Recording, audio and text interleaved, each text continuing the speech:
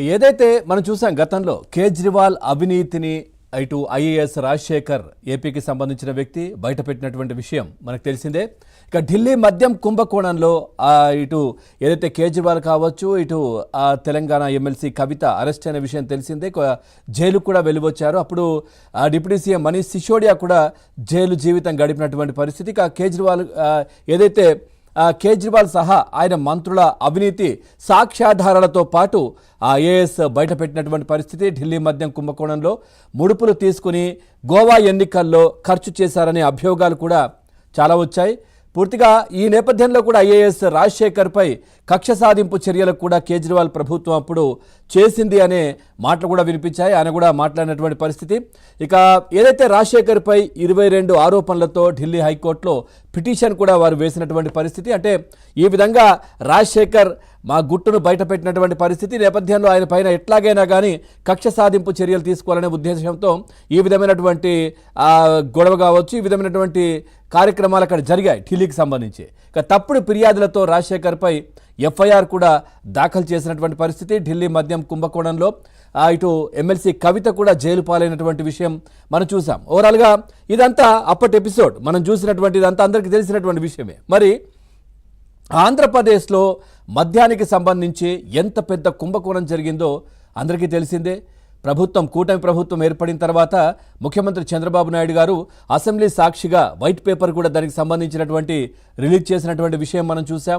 ఎక్కడ కూడా ఒక క్లియర్గా ట్రాన్స్పరెన్స్గా ఎక్కడ ట్రాన్సాక్షన్స్ కూడా జరిగినటువంటి పరిస్థితి లేదు.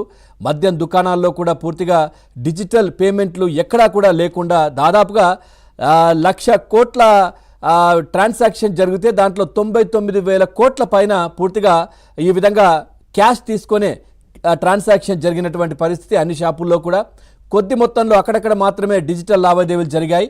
మరి దీన్ని బట్టి అర్థం చేసుకోవచ్చు ఎంత పెద్ద కుంభకోణం ఆంధ్రప్రదేశ్లో జరిగిందనేది. సో పూర్తిగా దీనికి సంబంధించి దీని మూలాలు కావచ్చు, ఇవన్నీ కూడా మనం ఎంత వెతికినా కానీ ఎక్కడికి వెళ్తుందో అందరికీ తెలిసినటువంటి విషయం. ఏదైతే ఢిల్లీ కుంభకోణానికి సంబంధించి కూడా ఏపీ తెలంగాణకు ఆ లింకులు ఏ విధంగా ఉన్నాయనేది చాలా క్లియర్గా కనిపించింది.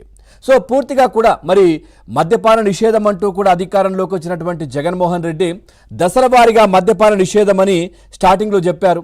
కానీ అట్లాంటిది ఎక్కడా కూడా జరిగినటువంటి పరిస్థితి లేదు.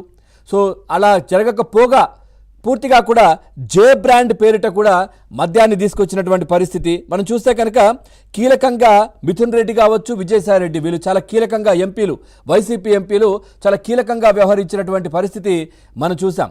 ఏదైతే ఢిల్లీ మద్యానికి సంబంధించి కూడా ఆదాన్ డిస్టిలరీస్ ఏదైతే ఆంధ్రప్రదేశ్కు సంబంధించి ఉందో అది విజయసాయి రెడ్డి అల్లుడి తమ్ముడు శరత్ చంద్రారెడ్డి ఆయనకు సంబంధించింది. సో ఇది కూడా ఈయన కూడా ఏదైతే ఢిల్లీ కుంభకోణంలో కేసును కూడా ఎదుర్కొంటున్నటువంటి వ్యక్తి. సో విజయసాయి రెడ్డి అల్లుడి తమ్ముడు ఆయన. సో ఆంధ్రప్రదేశ్కు కూడా ఏ విధమైనట్టుగా ఢిల్లీ మద్యం కుంభకోణం విస్తరించింది, అదేవిధంగా ఏపీలో జరిగినటువంటి కుంభకోణానికి వీళ్ళు ఏ విధంగా ఉన్నారు అనేది కూడా ఈ పేర్లు ఈ వ్యక్తులను చూస్తే క్లియర్గా కనిపిస్తున్నటువంటి పరిస్థితి. సో దాదాపుగా 6,000 కోట్ల రూపాయల కుంభకోణం జరిగిందనే చర్చ కూడా జరుగుతూ ఉంది.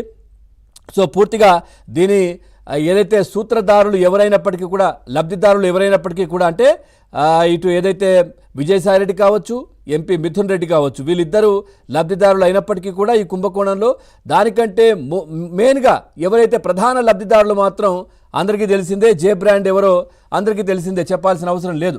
ఈ నేపథ్యంలో కూడా మరి చర్యలు ఎక్కడ ఇంత జరిగినా కానీ ఢిల్లీ మద్యం కుంభకోణానికి సంబంధించి ఒక ప్రజెంట్ పదవిలో ఉన్నటువంటి ముఖ్యమంత్రినే జైల్లో పెట్టినటువంటి మన చట్టాలు కావచ్చు, అధికారులు కావచ్చు, కేంద్రం కావచ్చు, ఇవన్నీ కూడా జరిగినటువంటి పరిస్థితి. మరి ఆంధ్రప్రదేశ్లో ఇంత పెద్ద ఎత్తున కుంభకోణం జరిగింది, చాలా అంశాల్లో జరిగాయి. కానీ ముఖ్యంగా మద్యానికి సంబంధించి ఏ విధంగా డిస్టిలరీలను బెదిరించి ఏ విధంగా జగన్మోహన్ రెడ్డి అండ్ బ్యాచ్ వాళ్ళ సొంతం చేసుకొని దాని ద్వారా ఊరు పేరు లేని బ్రాండ్లను ఏ విధంగా అమ్మింది, ఏ విధంగా సామాన్యుల ప్రాణాలు కూడా బలి తీసుకుందో మనం చూడొచ్చు. నాసిరకమైనటువంటి మద్యాన్ని అమ్మి వాళ్ళ కిడ్నీలు పాడైనటువంటి వాళ్ళు ఇప్పటికీ కూడా ట్రీట్మెంట్లు తీసుకుంటున్నటువంటి పరిస్థితులు కనిపిస్తూ ఉన్నాయి. ఇంత కుంభకోణం చేసినటువంటి ఈ బ్యాచ్ను ఎందుకు చర్యలు తీసుకోవట్లేదనే ప్రశ్న మాత్రం చాలా వస్తున్నటువంటి